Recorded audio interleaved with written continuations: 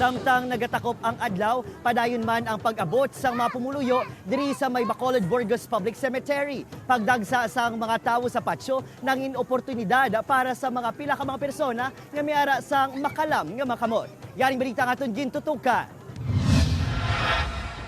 Matapos ang malawig nga pagkalkal, nakita na ginman ang lapida sa ginikanan ni Rema. Sa tungas ang sampaw-sampaw nga pansyon, natumpukan sang duta kay nahimo na alagyan ng ila family remembrance. Pasensya lang sila, kaya na anon sila. Samtang naghihilibiyo naman ang senior high school student nga ini matapos ginkawat ang iya nga bag. Imbutang ko lang sa babaw sa pensyon, nagsindi kami. Ay, mo nag-expect na madula. Sir. Color black as limpag. Makapila pa ka beses ginbalikan ang lugar apang nalubong na. Ang paglaom sini nga makita ang duha ka cellphone, kwarta kag mga ID. Mag-cooperate kita para nga matawhay ang syudad naton. Masami man nga target sa makawatan mga senior citizens nga nagabisita. Amot lang, way man ko ay blood.